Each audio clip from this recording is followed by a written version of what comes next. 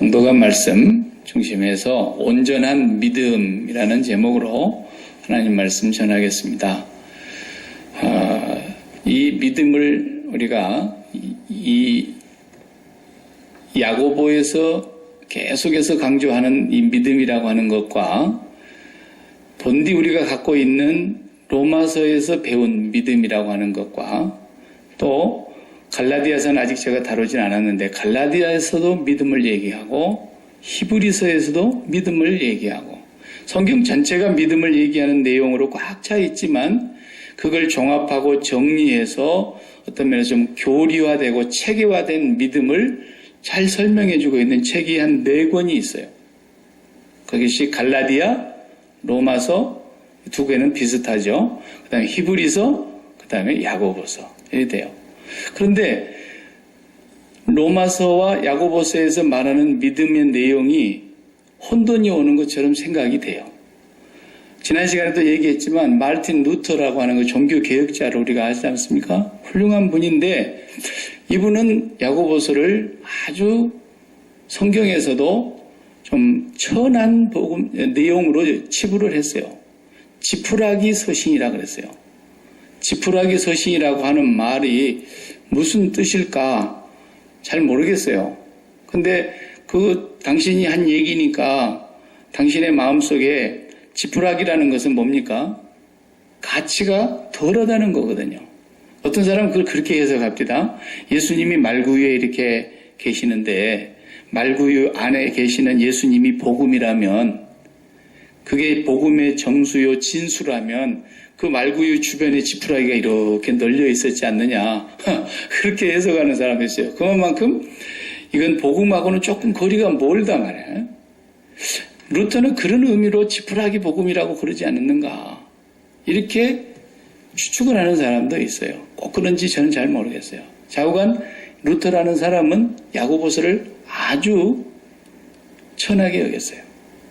맹고하니 당대의 그 종교 개혁을 할 때에 천주교 그때 당시에 그 카톨릭이 너무나 행위를 강조하고 행위로 구원받는 것으로 온 교회를 다 물들여놨기 때문에 그 행위를 다 긁어내고 송두리째 다 행위를 뽑아내려고 하다 보니까 행위, 행함 이런 얘기로 구원을 받는다는 얘기는 진저리가 났던 거예요. 근데 야고보서를 읽어보면은 오늘 본문에 그러지 않아요. 24절에 이로 보건대 사람이 행함으로 의롭다 하심을 받고 믿음으로만은 아니니라 이러신다 말이에요. 2장 24절에서 그러면 로마서를 제가 읽어볼게요. 로마서 3장 20절에 이렇게 말해요. 행위로 그의 앞에 의롭다 함을 얻을 육체가 없나니 또 이렇게 말해요. 야고보서 2장 24절에서는 행함으로 의롭다 함을 얻는다고 얘기하면서 로마서에는 행위로 의롭다 함을 얻을 육체가 하나님 앞에 아무도 없다. 그러면서 로마서 3장 28절에 또 이렇게 말씀했어요. 사람이 의롭다 하심을 얻은 것은 율법의 행위에 있지 아니하고 믿음으로 되는 줄 우리가 인정하노라 이래요. 근데 여기는 뭐라 그러죠? 믿음으로만 되는 것이 아니라 행함으로 의롭다함을 받는 것이 아니냐 또 이런다 말이죠. 그러니까 야고보서와 로마서가 충돌을 하고 있는 것처럼 보이고 행함으로 의롭다함을 받는다는 말에 루터는 그냥 아주 정색을 했던 것 같아요.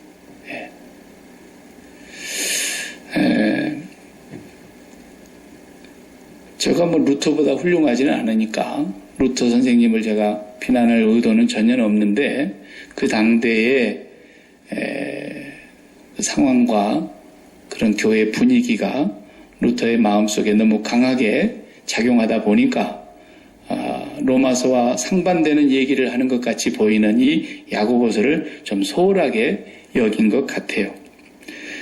로마서 4장 1절을 또 보면 이런 말씀이 있어요. 만일 아브라함이 행위로서 의롭다 하심을 얻었다면 행위로서 의롭다 하심을 받았다면 자랑할 것이 있으려니와 하나님 앞에서는 없느니라. 무슨 말이에요? 행위로서 의롭다함을 받은 것이 아니다라는 거죠. 그런데 오늘 또 야고보서 2장 21절에 읽어봐요. 오늘 본문에는 우리 조상 아브라함이 그 아들 이삭을 제단에 바칠 때에 행함으로 의롭다함을 받은 것이 아니냐 또 이러신단 말이죠. 그러니까 야고보서하고는 이게 혼돈이 올 수밖에 없어요. 그러면 믿음이 똑같은 믿음이 아니냐 이게 지금. 그런 게 아닙니다. 오늘은 우리가 분명하게 정리를 해야 될 부분이 뭐냐면 야고보서도 중요하지만 로마서와 어떻게 이게 동일선상에 있는 믿음인가를 분명하게 정리를 해야 됩니다. 우리 성도들이 그리스도인들이 이걸 정확하게 알아야 돼요. 분명하게 야고보서도 복음이고 로마서도 복음인데 둘 다 믿음을 얘기하고 있는데 같은 믿음이에요. 다른 믿음이 아니에요. 그러면은 이것이 하나가 아브라함이 행함으로 의롭다함을 받았다면 하나님 앞에서 자랑할 것이 있겠지만 그렇지 않지 않느냐. 로마서는 길고 그렇게 얘기했는데 하나님 앞에 육체로 행함으로 의롭다함을 받을 사람은 절대로 없다. 이렇게 계속해서 일관되게 바울이 이렇게 얘기하는데 갑자기 야고보서에 와가지고 아브라함이 그 아들을 제단에 갖다 바쳐서 의롭다함을 받은 거 아니냐. 또 이러니 얼마나 어렵냔 말이죠. 근데 이것은 이렇게 생각하셔야 돼요. 똑같은 믿음인데 어느 부분을 강조했느냐의 차이예요. 아시겠어요? 네.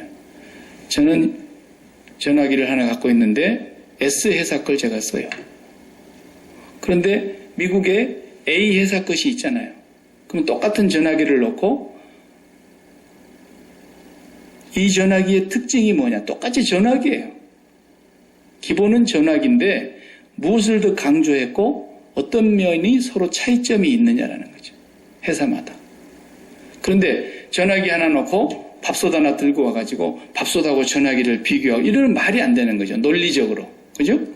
같은 종류를 가지고 같은 점과 공통점을 얘기하면서 거기에 강조점이 차이점이 있을 거 아니겠어요? 그걸 얘기할 수 있어야 된다는 거죠. 그러니까 지금 로마서의 믿음과 야고보서의 믿음은 똑같은 전화기와 같은 거예요. 근데 S사의 전화기는 뭐가 A사와 다르냐? 어떤 부분에 더 강조점을 뒀느냐? 포인트를 어디에다 뒀느냐? 이것만 다른 거예요. 그러니까 야고보서도 똑같은 믿음을 얘기하면서 야고보 사도가 그때 당시의 그 배경과 그 상황 속에서 강조하려고 하는 것이 있었단 말이에요. 사복음서도 보세요. 마태가 쓴 것이 있고 마가가 쓴 것이 있고 누가가 요한 이렇게 썼어요. 그런데 사복음서 중에서 아주 세 개는 거의 비슷비슷한데 하나는 완전히 달라요. 그게 요한복음이라 그래서 신학자들은 제4복음서다 이렇게 구분을 해요. 그리고 마태, 마가, 누가만 공관복음이다 이렇게 공통적인 복음서라고 인정을 해요. 그러니까 그럼에도 불구하고 마태와 마가가 똑같지를 않아요. 우리가 성경 읽어보다 보면은 어떤 데는 두 사람 이름이 등장하고 있는데 어떤 데는 한 사람 이름만 등장하고 예수님이 부활하신 데 보니까 천사 둘이 내려와가지고 무덤에 있다가 나오는 복음서가 있는데 어떤 데 보면 천사 한 명이 나타나는 것처럼 나타나 있고요. 달라요. 그러니까 틀린 거냐? 그게 아니라 그 저자가 강조를 하려고 하는 부분이 다르기 때문에 그 당시에 제일 먼저 쓰여진 복음서는 마가복음이었을 것이라고 모든 학자들이 거의 동의하고 있어요. 그러면 기본적으로 마가복음이 있었고 제일 먼저 복음서 중에 마가복음이 돌아다니는데 그것을 읽어본 마태가 마가복음도 참고를 하면서 자기가 독창적인 또 하나의 성령의 감동을 받아서 기록했다고 보는 거예요. 누가도 마찬가지예요. 그래서 마태는 뭘 강조하려고 했고 이 책을 누구에게 전달해서 어떤 독자들을 염두에 두고 썼느냐 그게 차이가 있어요. 마태복음은 자기 동족 유대인들을 향해서 쓴 책이에요. 이방인들을 향해서 쓴 복음서가 아니에요. 이방인들을 위해서 쓴 복음서는 오히려 누가복음이에요. 그리고 마태는 예수님을 강조하는데 많은 것을 비슷비슷하게 썼지만 제일 강조한 부분은 예수님은 우리 민족이 하나님이 약속했던 그 메시아다, 예수님이. 그분이 진짜 메시아인데 너희가 그분을 십자가에 죽인 거다. 그러면서 그분은 구약에서 약속했던 그 만왕의 왕이고 만주의 주가 되시는 그분이 우리의 메시아였고 우리가 십자가에 못 박였던 그 예수, 그분이 부활하셨는데 그분은 바로 만왕의 왕이신 예수다. 요걸 제일 많이 강조하다 보니까 유대인들이 읽으면은 금방금방 이해가 되도록 구약의 성경을 제일 많이 인용을 했어요. 왜? 그 당시에 유대인들은 구약을 잘 알고 있으니까. 구약의 말씀을 전부 인용해서 선지자 아무에가 일러 가라사대 보라 처녀가 잉타하여 아들을 낳으리니 이름을 임마누엘이라 하리라 하면서 이사야가 일렀던 바, 미가가 일렀던 바, 스가랴가 일렀던 바 이렇게 전부 인용하잖아요. 이방인들은 모르는 소리예요. 유대인들에게 강조한 그 복음서란 말이죠. 근데 마가복음은 내용이 아주 짧아요. 16장으로밖에 이루어져 있지 않으면서 거의 8장에 할 50%를 어디에다가 두고 있냐면 십자가에다 강조를 두고 있어요. 16장 안에 8장 정도의 분량이 예수님 십자가의 죽음에다가 포인트를 두고 있어요. 그래서 그 마가복음서는 종의 복음서다 이렇게 말을 해요. 예수님은 이 땅에 구원자로 오신 그 예수님은 종의 형상으로 오신 분이다. 그래서 소의 복음이라 그래요. 소가 그냥 죽도록 일만 하고 마지막에 그냥 꼬리 우족탕까지 다 주고 가잖아요. 소는 완전히 희생하고 죽도록 헌신하고 죽도록 봉사하는 상징이에요. 그리고 소는 당대 번제물에서 최고 가는 제물이잖아요. 완전히 그냥 다 드리는 죽음, 십자가, 헌신 이걸 강조하고 있는 복음서를 마가복음이라고 해요. 누가복음은 이방인들을 향해서 썼어요. 똑같은 예수 그리스도를 이방인 데오빌로에게 보냅니다. 그러면서 이방인들이 보았을 때에 이분이 누구인가를 알 수 있도록 썼어요. 그래서 예수님의 가장 인간적인 면, 그분은 사람으로 오신 분입니다. 하나님이셨는데 육체를 입고 사람으로 오신 인성을 가지신 분이라는 걸 제일 많이 강조하고 있어요. 누가복음. 그래서 누가복음을 무슨 서신이라 그러냐면 사람 복음이라 그렇게 해요. 그리고 이제 마지막 요한복음은 독수리 복음이라 그러는데 예수님의 신성을 강조했어요. 누가복음과는 달리 예수님은 철저하게 하나님이시며 말씀이시며 창조주이시며 그분이 없이는 지음받은 것이 하나도 없으며 그분이 육신을 입고 오신 하나님의 독생자라는 걸 굉장히 강조하고 3복음서 앞에 공간복음과 요한복음의 내용은 공통된 부분이 있으면서도 아주 많이 달라요. 그래서 이렇게 한 분 예수님을 기록하는데도 보세요. 복음서마다 다르잖아요. 근데 공통된 부분이 먼저 있고 강조한 부분이 다르다 그 말이에요.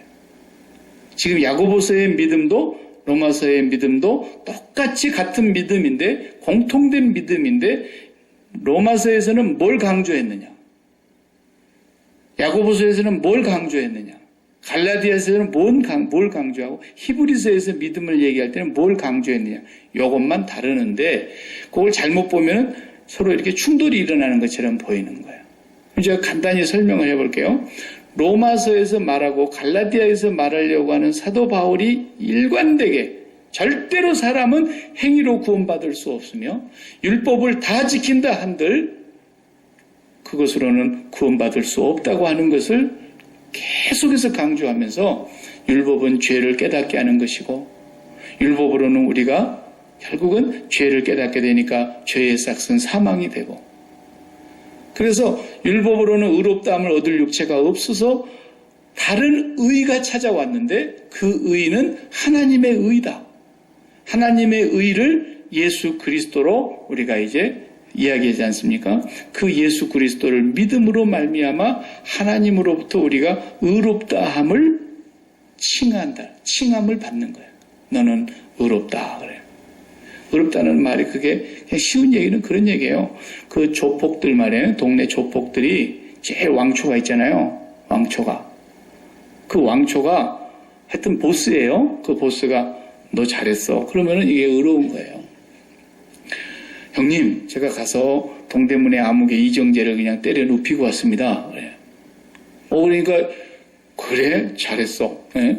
형님, 내가 이번에 우리 구역에 가서 돈을 이만큼 다 세금을 받아왔습니다. 그래? 잘했어. 제일 높은 사람이 옳다라는 말이 의라는 뜻이에요. 예. 그러니까 우리의 의가 뭐예요? 하나님이 너 의로워. 그럼 끝나는 거예요, 그냥. 우리의 보스는 하나님이에요. 예. 하나님이 우리 의롭다 그러면 끝입니다. 사탄이 아무리 참소를 한들, 그 사람이 과거에 사람을 며칠 죽였 살인자였던들, 진정으로 회개하고 예수 그리스도의 의를 힘입는 그 믿음을 가졌다면 분명히 그는 하나님의 심판대 앞에 섰을 때 너 의롭다 그럴 거예요. 우리의 영원한 보스께서. 그거예요. 바울은 철저하게 그래서 행위로 구원받을 수 없다는 걸 강조하고 있으면서 바울이 지금 그 행위가 어떤 행위를 말하는 거예요. 야고보에서 말하는 이 행함과는 전혀 달라요. 바울이 강조하려고 하는 행위는 뭐냐면 절대 구원받지 못한다는 행위는 뭐냐면 율법주의예요. 간단히 말하면 율법주의. 자, 율법주의가 뭔 줄을 이미 아시겠지만 간단히 또 설명해보면 이런 거예요. 율법이 613개 조항이 있는데 바리새이들은 그 율법을 다 지키는 사람들입니다.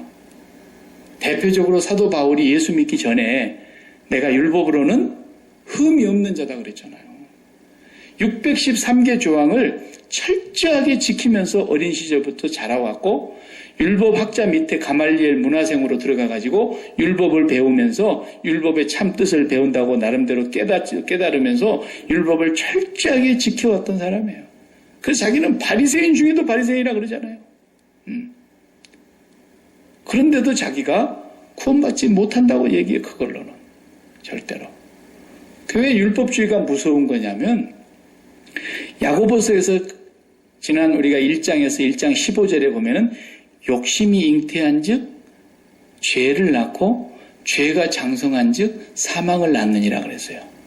자, 믿음이 뭔가를 그 특성을 가만히 들어가 보면 이 말과 상관이 깊어요. 로마서에서 말하는 믿음과 야고보서가 말하는 믿음이 같은 맥락이라는 걸 여기서 알 수 있어요. 보세요. 사람은 마음이 언제나 맞춤으로 지어졌다 그랬죠, 제가. 맞춤으로 하나님이 지으셨어요. 이 마음은 빈 마음이에요, 빈 마음. 그래서 그 마음에 뭔가를 분명히 담아야 되게 돼 있어요, 사람은. 그걸 담질 않으면 만족이 없어요. 만족이 없으니까 기쁨이 없는 거고, 기쁨이 없으니까 행복하지가 않는 거거든요. 그래서 이 빈 마음에 본디 하나님을 담고 살도록 지음을 받았는데 하나님을 담지 않고 하나님을 옷 벗어버리고 나니까 다른 걸 담아야 될 거 아니에요. 이 진공 상태로는 있을 수가 없어, 인간의 마음은. 그래서 미혹을 받는 거예요. 거짓의 아비인 사단이 네가 판단하고 네가 좋은 걸 채워라 이거예요. 네가 노력을 하든 네가 열심을 붓고 무엇을 하든 해서 네가 좋다고 생각하는 거 얼마든지 있는데 그것만 가지면 너는 사는데 뭐 때문에 너는 하나님만 있으면 된다 그러냐. 그러면서 계속해서 우리의 빈 마음에 뭘 채우기를 원하죠. 그래서 뭐 어린 애기 때는 아주 철부지 어린 애기 때는 장난감 같은 거 그냥 많이 주고 먹을 거 잘 사주고 갖고 싶다는 거 그냥 TV에서 선전 나오는 거 엄마나 저거 사주고 얼른 사주고 그러면 애가 만족해요. 그리고 기뻐해요. 그러면 애가 행복하죠.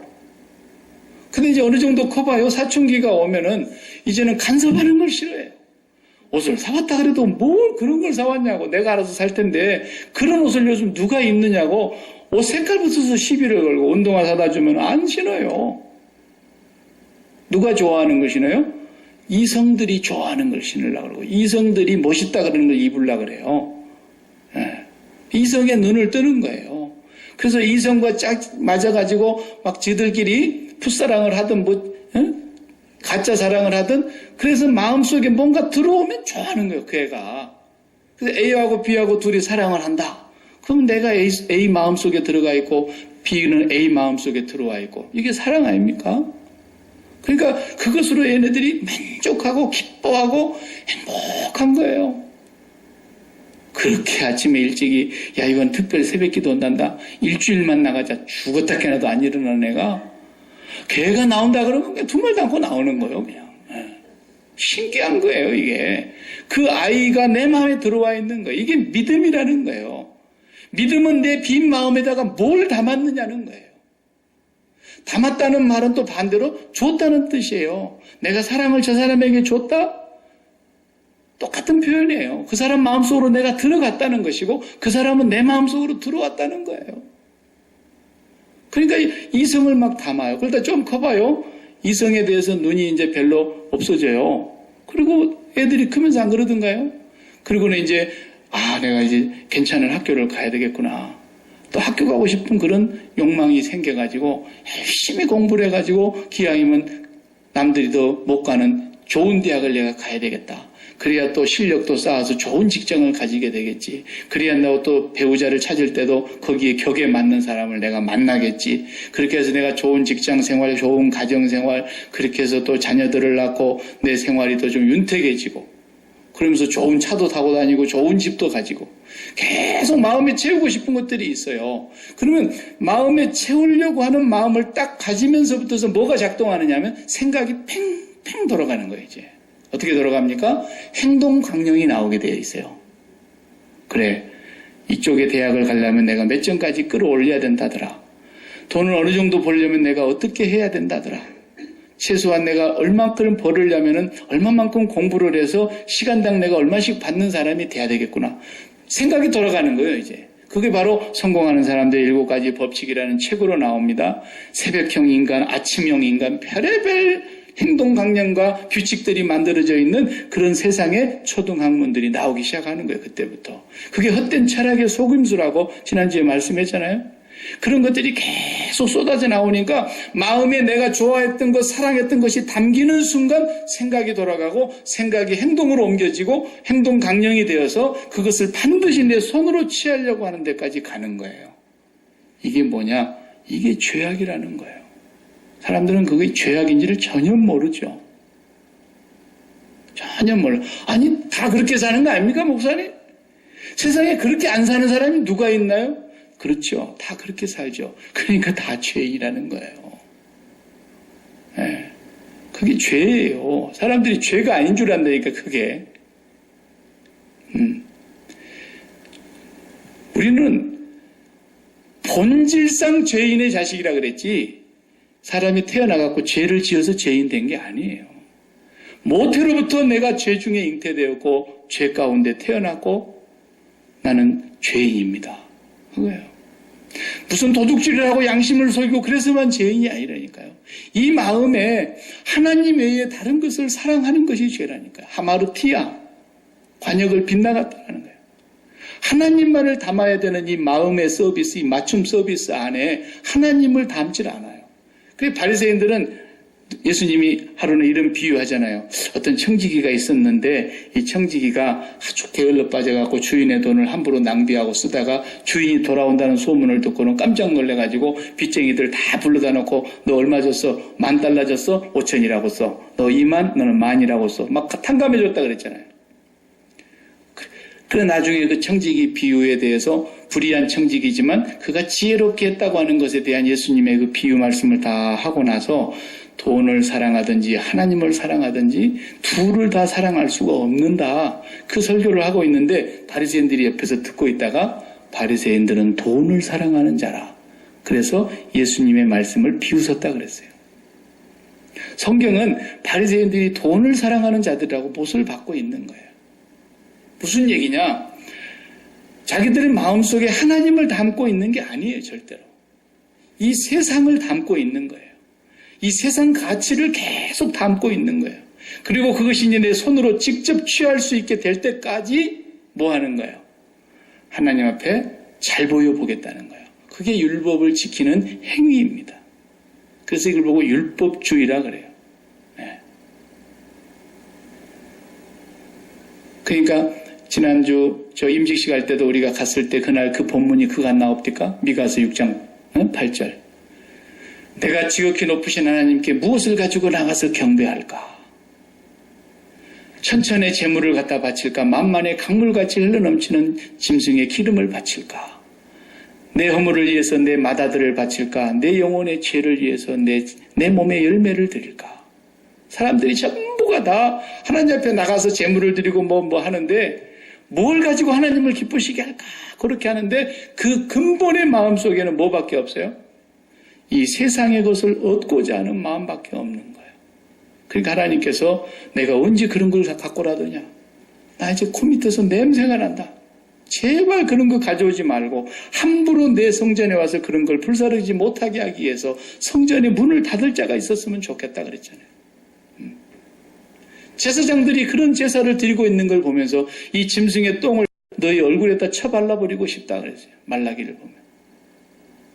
이 사람들의 마음속에는 세상이 가득 들어있는데 그 세상의 것을 내 것으로 만들고자 하는 마음이 너무 간절한데 저 세상 사람들은 어떻게 그걸 자기 걸로 만드느냐? 그 사람들은 이 세상의 헛된 철학과 인간의 전통과 세상의 초등학문이라고 하는 그런 행동 강령을 가지고 세상의 비전이라는 걸 마음에 품고 그것을 달성하기 위해서 죽을 힘을 다해서 하는 거예요. 세상 사람들은. 근데 교회 안에 들어와 있는 사람들은 어떻게 한다고요? 그 똑같은 그 세상의 가치와 그 세상의 좋은 것들을 나도 갖고 싶은데 하나님을 통해서 나는 가져봐야 되겠다. 그러니까 하나님 앞에 잘 보여야 되겠고 기도 생활도 좀 해야 되겠고 또 헌금도 해야 되겠고 봉사도 충성도 헌신도 남달리 더 많이 해야 되겠다. 그러면서 실질적으로는 마음에 하나님이 담겨져 있는 게 아니라 하나님이 아닌 다른 것들을 가득히 담고 있으면서 하나님을 기쁘게 해보려고 하는 거예요. 소위 말하는 뇌물을 바치고 하나님 앞에 아부하는 거죠. 이게 바로 율법주의의 전형적인 모습이에요. 이것을 사도 바울이 가장 경계하고 지긋지긋하리만큼 그것은 아니다라는 것을 로마서에서 일관되게 말씀하고 있는 거예요. 너희들이 율법을 아무리 다 지켜봐라. 나도 율법으로는 흠이 없는 사람이었다. 그러나 내가 죄인 중에 개수였노라 그래요. 하나님이 나를 불쌍히 여기지 않으셨고 하나님의 은혜가 없었다면 나는 도저히 살 수 없는 죄인 중에도 재수요. 나는 정말 팔불출 만삭되지 못하여 난 자와 같은 죄인 중에 죄인이다. 그걸 깨달은 거예요. 그래서 우리 마음속에 하나님 외에 다른 것을 마음에 품고서 나가는 그 순간 이미 죄의 가운데서 출발하는 거예요. 이게 지금 본질적으로 죄인의 자식으로 태어난다니까요. 에베소서 2장의 말씀처럼 본질상 진노의 자식이었더니 긍휼에 풍성하신 하나님께서 우리를 그리스도의 피로 속죄하여 주셨기 때문이지 우리는 결단코 어떤 행위를 가지고도 하나님 앞에 의롭다함을 입을 수 있는 자가 못 된다라는 겁니다. 우리 마음속에 뭐가 담겨 있는가를 보면 안단 말이죠. 내가 얼마나 죄인인가. 그래서 우리가 매일매일 십자가 앞에 나아가 예수님을 굳게 붙잡는 그 이유가 바로 그리스도 예수의 사람들은 육체와 함께 그 육체가 어떤 육체입니까? 죄의 육의 몸, 이 세상의 것을 그렇게 좋아하는 옛사람, 그 육체와 함께의 정과 욕심을 십자가에 못 박았느니라 그런 거예요. 그것을 죽이고 그 마음에 담고 세상을 좋아했던 것을 그리스도와 함께 십자가에서 못 박은 사람들이 그 마음에 누구를 담는 거예요? 하나님을 잉태하는 거예요. 하나님을 임신하는 거예요. 그런데 이 세상의 공허한 거, 헛된 것들을 미혹을 받아서 욕심을 그것을 임신을 딱 하고 나니까 바로 죄가 열매를 딱 맺고 그 죄가 계속 자라서 결국은 영원한 멸망, 사망을 낳는 거예요. 근데 우리가 진정으로 하나님을 임신했다면 우리 마음이 욕심 대신에 하나님을 우리가 정말 잉태했다면 네 마음속에서 생각이 지금부터서 하나님의 생각으로 돌아갈 거고 네 행동이 하나님께서 행하는 행동이 나오게 될 것이기 때문에 여기서 야고보로 넘어가는 거예요. 야고보서 얘기하는 이 행함이라는 건 바로 그런 의미의 행함인 거예요. 네가 진짜로 하나님을 임신했느냐? 네가 진짜 마음에 하나님을 모셨느냐? 그런데 어떻게 네 행동이 부자가 저기서 화려한 옷을 입고 들어오면 여기 앉으십시오 이러고 가난하고 냄새나고 남루한 옷을 입고 온 거지가 들어오면 그 앉거나 말거나 너 거기 있거나 나거나 어떻게 네가 그런 행동이 나올 수 있겠냐? 오늘 진짜 당장에 헐벗고 먹을 것이 없어가지고 일용할 양식이 없어서 굶주리고 있는 형제가 있다고 쳐보자. 네 마음이 하나님을 임신하고 있는 그 믿음이라면, 믿음이라는 것은 코 아래 심장을 드리는 것이라 그랬으니까 하나님을 내 심장 안으로 모셔드리는 것이고 내 심장을 하나님께로 드리는 것이 믿음이니까 네가 진정으로 하나님을 임신했다고 한다면 그 하나님이 잉태된 하나님에게서 네가 그 헐벗은 형제, 일용할 양식이 없는 사람을 보고 어떻게 그렇게 입고 다녀? 좀 덥게 입어, 껴입어, 좀 밥도 좀 먹고 다녀. 이렇게 말은 잘하면서 그 사람들에게 아무것도 주지 않을 수 있겠느냐? 어떻게 그게 믿음일 수 있느냐는 거죠. 그건 거짓된 믿음이다. 감나무를 500그루를 농장에다 심었는데 감이 10년째 되는데도 한 개도 안 열린다. 500그루가 다 무슨 의미가 있냐? 500그루가. 네가 진짜 믿음을 임신했다면, 진짜 하나님을 잉태했다면 너에게서 나오는 행위는 말할 것도 없이 하나님의 생각과 하나님의 판단에 의해서 행함이 나왔을 거 아니냐라는 거죠. 야고보서는 그쪽을 강조하고 있는 거고, 로마서는 네가 아무리 노력해도, 네가 아무리 충성해도, 네가 아무리 헌신해도, 네가 아무리 헌금을 갖다 많이 바치고 천천의 만만의 강수 같은 재물을 하나님 앞에 갖다 바치고 네 맏아들을 갖다 바친다 할지라도 네 마음에 하나님이 계시지 아니하고 세상을 마음에 담고 임신한 믿음이라면 너 믿음은 믿음이 아니다라는 거예요. 그리고 그 믿음은 너를 절대 구원할 수 없으며 네가 그 믿음을 가지고 아무리 의로운 행위를 많이 한다 해도 그 의로운 행위로 하나님 앞에 의롭다고 인침을 받지 못한다. 로마서와 야고보서는 같은 믿음을 두고 강조를 그렇게 하고 있는 거예요. 그래서 우리 예수 믿는 사람은 믿음이 바르게 들어가면 어떤 현상이 나오게 되었느냐면, 예수님은 이 세상에 오셔서 공생애를 사시다가 십자가를 지시고 그 다음 부활하시고 승천하시고 하늘 보좌로 다시 복귀해서 올라가셨는데, 예수 믿는 사람의 삶은 어떻게 이루어지게 되느냐면 예수 그리스도와 함께 십자가에서 정과 욕심을 못 받고 육의 몸을 멸한 사람들은 예수 그리스도와 함께 부활함으로 성령의 이끌림을 받아서 우리의 마음이 하나님에게로 나아간다는 거예요. 그 은혜의 보좌 하나님 앞으로 계속해서 나아가서 하나님을 마음에 모시는 일에 전심을 다드린다는 거예요. 그래서 하나님을 모시고 났더니 우리는 거꾸로 어떻게 되는 거예요? 예수 그리스도가 이 땅에서 사셨던 공생애의 삶의 열매가 자연히 이루어져 가더라는 거예요.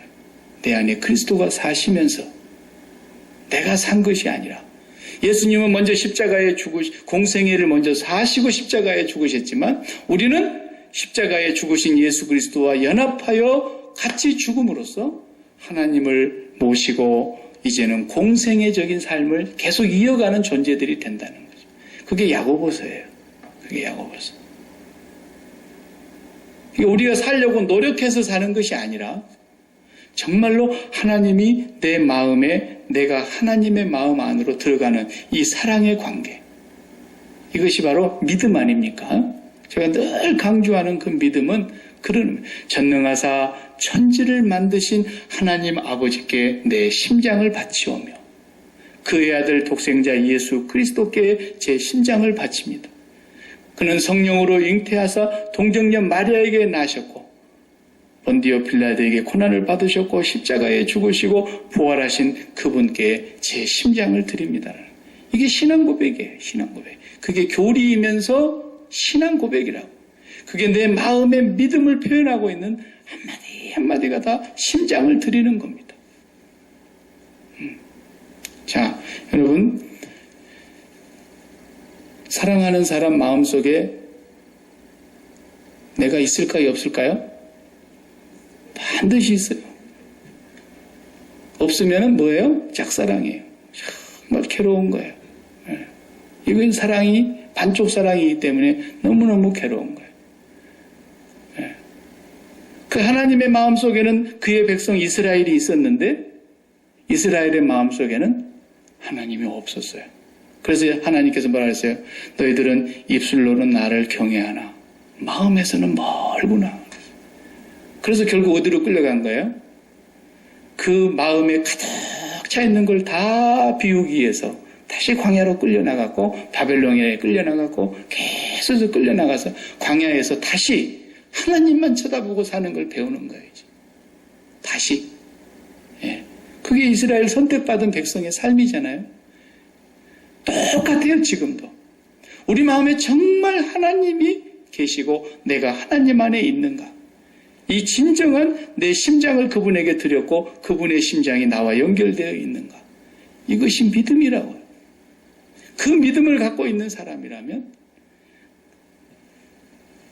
얼룩말은 얼룩말을 낳을 거라는 거예요. 조랑말이 나와가지고 얼룩말을 보고 야, 저 녀석은 참 피부가 정말 곱네. 빨간 줄 하나, 흰 줄 하나, 검정 줄 하나, 흰 줄 하나, 검정 줄 하나. 어떻게 저렇게 이쁘게. 조랑말이 막 거기다가 막 상처를 내갖고 지도 막 까맣게 내고 하얗게 내고 까맣게 내고 했다 해봅시다. 그래도 새끼 나면 조랑말 나오는 거예요. 그건 안 되는 거예요. 네가 진짜 얼룩말이라야 얼룩말 나오는 거죠. 우리가 믿음을 진정으로 가졌다면 반드시 그 믿음은 하나님을 모시는 것만 믿음이기 때문에 하나님에게만 심장을 드리는 것이 믿음이기 때문에 그 믿음에게서 행함이 나오지 않겠냐? 근데 어떻게 그 믿음이 안 나오냐? 행함으로. 야고보서는 지금 그 문제를 강조하고 있는 얘기라는 것을 우리가 잊지 말아야 됩니다.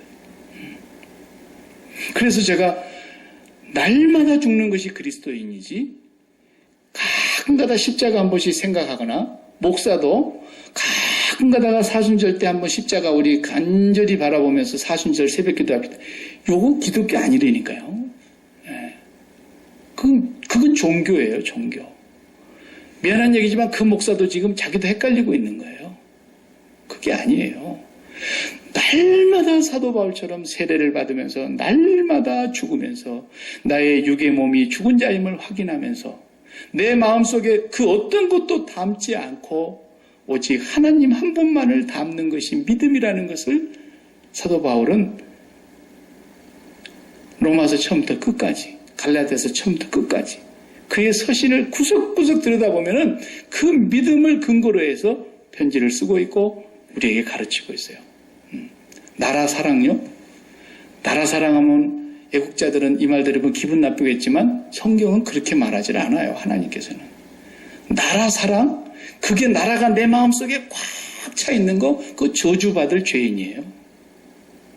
그냥 민족주의적인 입장에서 볼 때 애국지사, 독립지사, 우리 순국, 영웅 이렇게 얘기하죠. 저도 그거 존경해요. 그 부분으로 본다면. 그러나 영적으로 볼 때는 나라 사랑도 죄악이라니까요. 내 마음에 나라를 담는다? 내 마음에 돈을 담는 것과 똑같은 거예요. 내 마음에 정욕을 담는다? 내 마음에 자식을 담는다? 내 마음에 쾌락을 담는다? 내 마음에 나라를 담는다? 똑같은 거예요. 절대로 우리는 그렇게 사랑하면 안 돼요. 그럼 그리스도인은 나라 사랑하면 안 되는 거냐? 그런 식으로 사랑하면 안 된다는 뜻이라니까요. 그리스도인은 오직 하나만 사랑하는 거예요. 나라 사랑했던 우리의 몸, 우리의 마음 다 십자가에 못 박는 거예요. 부모 사랑했던 우리의 마음, 자식 사랑했던 우리의 마음, 돈 사랑했던 우리 마음, 내 인기를 사랑하고 내 명예를 사랑하고 내 앞날을 사랑하고 내 건강을 사랑했던 이 모든 마음들을 다 그리스도와 함께 십자가에서 죽었다고 날마다 고백하고 죽었다고 복창하고 죽었다고 확신하며 나아가야 돼요. 그리고 하나님 한 분만 마음에 담아야 돼요. 그걸 도우시는 분이 성령님이세요. 그리고 하나님을 담고 나서 하나님이 온전히 우리 안에 계시고 우리가 하나님 안에 계시게 되면 그 다음에 나라를 사랑하는 하나님의 마음이 나에게 전달이 되는 거예요.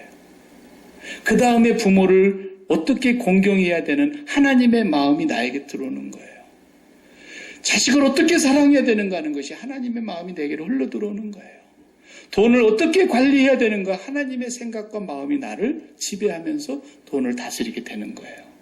이런 식으로 사랑하라는 것이지 하나님의 다른 것을 우리 마음속에 담는 것은 저주받을 죄라는 것을 명심하셔야 됩니다. 명심하셔야 됩니다. 아무리 아무리 사랑스러운 것이 있어도 내 마음에 담아서는 안 돼요. 그렇죠. 저도 나중에 이제 우리 자식들이 장가가고 시집가고 그래가지고 손자, 손녀를 이렇게 탁 안고 오면, 아이고, 이건 눈에 넣어도 안 아프겠네. 아마 그럴 거예요, 내가. 예? 예. 마음대로 쪽쪽 데리고 온다. 내가 다 키워줄게. 막 그럴 거예요. 저도 그렇게 사랑하거든요. 그런데 어떻게 사랑해야 되느냐. 그 손자, 그 자식, 그 며느리, 그 딸이, 그 아들이 내 마음에 들어오면 절대로 안 되는 거예요. 예수 믿는 사람은 그것이 하나님 앞에서 욕심이 꽉 차 있는 것과 똑같은 거예요. 이제는 우리가 하나님만을 사랑하고 하나님을 사랑하고 난 다음에 하나님의 마음과 하나님의 눈과 하나님의 성정으로 그 아들과 딸과 며느리와 사위와 그 손자, 손녀를 보게 되는 거예요. 그렇게 되면 이 손자, 손녀를 사랑하시는 그 하나님의 사랑이 나를 통해서 막 흘러가는 거예요. 하나님, 어찌하여 나 같은 이런 죄인에게, 어찌하여 나같이 이렇게 멸망받을 죄인에게 나를 구원해 주신 것도 감사한데 나에게 이렇게 귀한 자손들을 주시나이까? 에? 너무 행복한 거예요. 그때부터. 하나님의 사랑이 흘러가는 사랑이기 때문에. 왜? 내가 아무리 눈에 넣어도 안 아플 만큼 사랑한다 그래도 하나님 그분이 그를 사랑하는 것과 비교하면 목이 달아이 워카요. 옛날 우리 어렸을 때 하는 말로 목이 다렸다가 군대에 워카 시켜놔봐요. 군화 시켜놔봐요. 목이 다리 그거 부러져 버리지. 그게 네. 세 발의 피라니까요. 세 발의 피요. 하나님이 우리 며느리 사랑하는 거, 내가 우리 며느리 사랑하는 거 비교가 되겠어요? 하나님이 우리 사이 사랑하는 것과 내가 사이를 사랑하는 것 게임이 안 된다니까요. 절대로 그건 비교할 수가 없는 차원이 다른 사랑이에요. 그분은 독생자까지 아낌없이 죄인 되었을 때 십자가에 못 박아 죽이신 사랑이고, 나는 내 마음의 만족과 기쁨과 행복을 누리자고 채우는 사랑이라고요. 인간의 사랑은 미안하지만 다 동일한 거예요. 예. 그러니까 자식이 조금만 잘하다면 막 좋아하고 그러지만 자식이 조금만 잘못해갖고 며느리 쪽으로 막 더 많이 쏠려가 봐요. 그러면 이제 며느리까지 잡아먹으려고 그러잖아요. 그게 무슨 사랑입니까? 우리는 아예 사랑이라는 것을 알지 못한다요. 우리는 사랑이 없어요. 사랑을 알지도 못해요. 성경이 그러잖아요. 성경이 그렇다면 그런 거예요. 우리는 사랑을 알지도 못합니다. 사랑을 해본 적이 한 번도 없어요. 지금까지. 정직하게 얘기해야 돼요. 어떤 때만 진정으로 사랑하는 거냐? 내가 사랑할 수 없는 존재인 것을 하나님 앞에 고백하면서 지금까지 내가 사랑할 수 있었다고 생각했던 모든 교만과 아집과 어리석은 생각을 그리스도와 함께 십자가에 못 박고 하나님이 나를 사랑하신 그 사랑 안으로 내가 들어가서 보니까 그 십자가의 사랑에 내가 푹 젖어서 빠져들어가 보니까 그 사랑이 나를 온전히 감싸서 그 사랑이 흘러나가면서 며느리를 사랑하게 되고 사이도 사랑하게 되고 딸도 사랑하게 되고 아들도 사랑하게 되고 그분이 사랑하는 이 국가를 사랑하게 되는 거예요.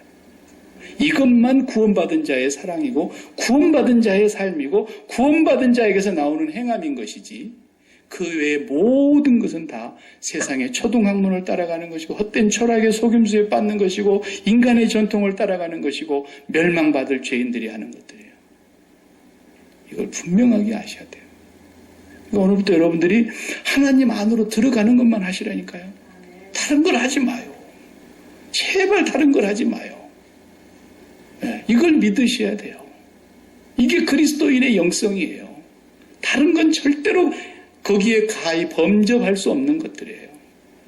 오직 나는 하나님 안으로만 들어갑니다. 그래서 내 마음 안으로 뭔가 들어오려고 그러면 딱 십자가를 들이대야 되는 거예요. 들어오지 마. 내 마음에 들어오지 마. 내 마음에 들어오지 마. 네. 내 마음에 들어오지 마. 자식도 믿음이 바르게 되면 아빠 제발 나를 사랑하지 마세요. 딸도 엄마 나를 제발 사랑하지 마세요. 이게 정상적인 믿음이 되는 거예요. 그때부터. 제발 나를 사랑하지 마세요. 나를 직접 사랑하면 안 됩니다. 내가 하나님을 사랑하고 하나님이 나를 사랑하는 관계 속에서 이제부터는 내 자식이 아니라 이게 진짜 하나님의 자식이구나. 이게 진짜 나 같은 죄인에게 이렇게 존귀한 하나님의 자식을 주었구나. 그 사랑으로 보게 될 때만 그 자식을 끝까지 사랑할 수 있고 그 자식에게 진정한 하나님의 사랑을 심어줄 수 있어요. 요거 여러분 야고보서에서 지금 얘기하려는 게 바로 이겁니다. 이거예요.